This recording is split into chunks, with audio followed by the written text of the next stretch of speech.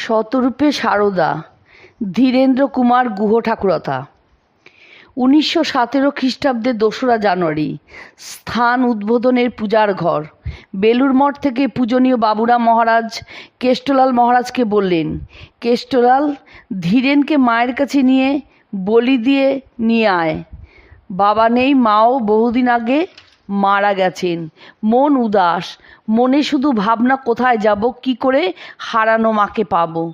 মাতৃহারা কিশোরের মর্মবেদনা কেউ বুঝবে না।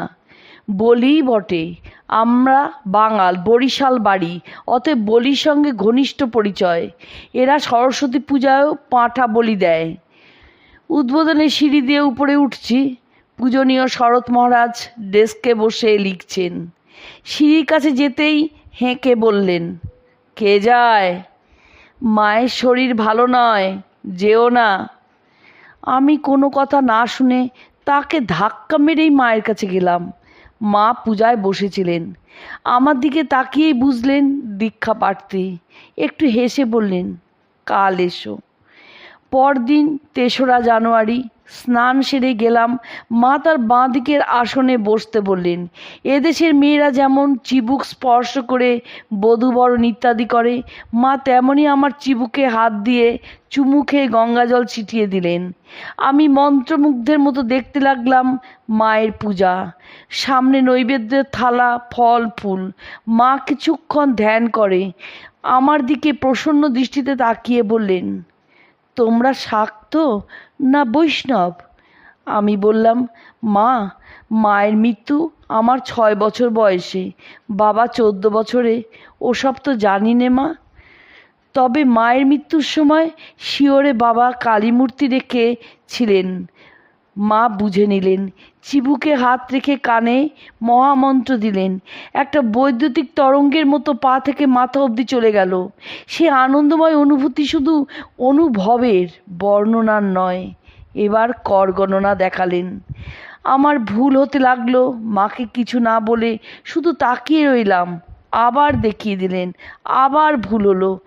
আবার দেখিয়ে দিলেন করুণাময়ী। দীক্ষা শেষে হাত পাতলেন। গুরু দক্ষিণা। আমার পকেট শূন্য জেনে মা নৈবেদ্য থালা থেকে একটি ফল নিয়ে আমার হাতে দিয়ে বললেন, বলো, আমার ইহকাল পরকালের পাপ পুণ্য সব তোমায় দিলাম। আমি বললাম, মা, ছেলে মাকে ভালো জিনিস দেয়, আমি পাপটা দিতে পারবো না।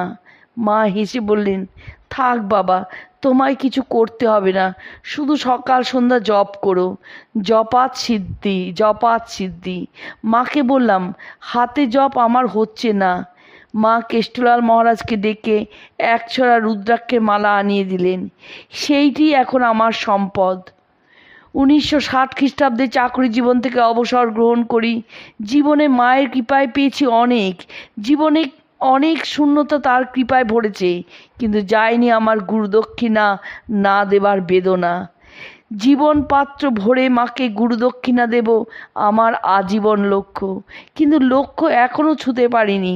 জানি না এই জীবনে আর পারবো কি না।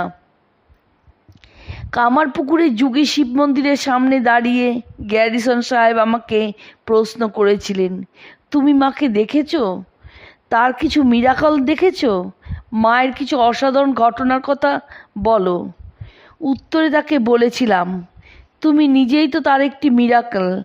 মায়ের করুণার বড় উপমা। খুব কম সময় আর অল্প অর্থ ব্যয় করে আমরা এসেছি কলকাতা থেকে, আর তুমি ক্যালিফোর্নিয়া থেকে কামারপুকুরে এসে হাজির হয়েছ। এটাই মায়ের করুণার একটি বড় দৃষ্টান্ত নয় কি? পূজনীয় শরৎ মহারাজ মায়ের দাড়ি।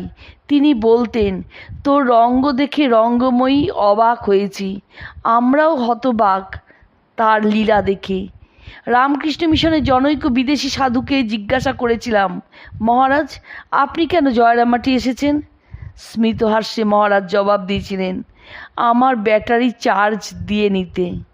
মা নিজে বলেছেন, জয়রামবাটি শিবপুরী, তেরাত্র থাকলে দেহ শুদ্ধ হয়। আমায় যদি কেউ বলে অমরনাথ ক্ষীরভবানী যাবে, আমি বলি সব তীর্থের সেরা তীর্থ জয়রামবাটি। যদি পারো সেটি দর্শন করো, ধন্য হবে।